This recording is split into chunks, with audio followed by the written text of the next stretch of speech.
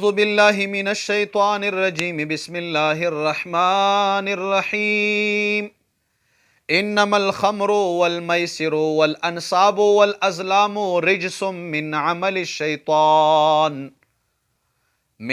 الشيطان فاجتنبوه لعلكم تفلحون. صدق الله العظیم. په سورة مائده آیات نمبر 90 کې الہ العالمین په دغه آیات کریمه کې د یو څو خبرو وضاحت کوي او زه یو ملګری تپوس کړی دی د پوډرو په هکله، هیروین چې ورته ویلی شي، د چرسو په هکله، د سیګرټو په هکله او د نیشو په هکله باندې. نو هغې په هغه ملګرو له هغوی ویلو چې یاره تاسو خامخا په دې باندې بیان وکړو او ورونو ټولو ته دا کل عام اجازت دی چې تاسو په کمنټ کې مختلف قسمه موضوعات او په هغې باندې بیان نه تاسو ټولو ته اجازت دی دا ویلی شو.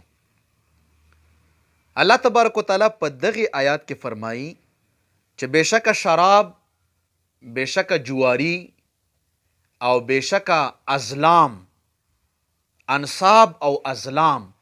انصاب د بوتانو مخې ته به داسې تیږې پرتې وي او په هغې باندې به بوتانو په نوم باندې علاله کېده، او ازلام دا به په غیشو باندې قسمتونه معلومېدل.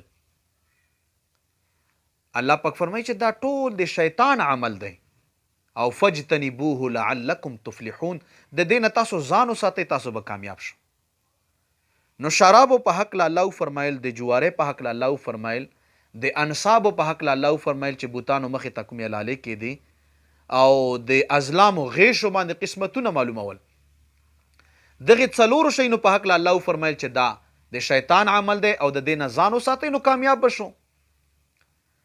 محترمو ناظرینو، کتونکو، په اوس وخت کې چې کوم دا بانګو کرونده کیږي او د هغې نه بیا یو شی افینو هغه کیږي، کاروبار کیږي، دا ټول په اسلام کې ناجایز دی او دا په اسلام کې دا ممنوع دي او د دې نه د منع حکم راغلی وی. او د هغې غټه وجه دا ده چې موږ اسلامي کتابونو ته وګورو نو قرآن پاک کې الله فرمایي ولا تلقوا بأیدیکم الی التهلکه. کوم هوښیاران ډاکټران چې وي، صاحبان حکیمان صاحبان وي، هغوی سره چې مشوره وکړي چې نیشه، نو هغوی چې نیشه د انسان د صحت لپاره یو تباکن شی دی، د انسان ذهن کمزوری کوي، د انسان اعضا او اعصاب هغه مطلب چې نرم کوي او چیچړی کوي. او بیا که وګوري دا نور څومره نیشه اور شی نه دي هغه مطلب چې ټیک نه. ځکه چې الله په قرآن کې فرمایي چې تاسو هلاکت ته ځان مه غورځوئ. نو دا هلاکت ته یو خو خرچه پې کېږي، هغه اسراف کې راځي.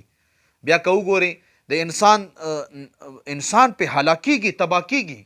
تاسو ګورو نه نشهیي انسان هغه سره انسانانو کې څوک نشماري، هغه سره د دنیا په حال کې وینه. نو د نشي شي خرید او فروخت، که هغه شراب دي، که هغه مطلب چې پوډر دي، که هغه چرس دي، که هغه نور مطلب چې شیان دي او هغه نشه آور دي، نو هغه بالکل په اسلام کې هغه منع دي او د هغې حکم راغلی چې د دې نه به ځان ساتئ.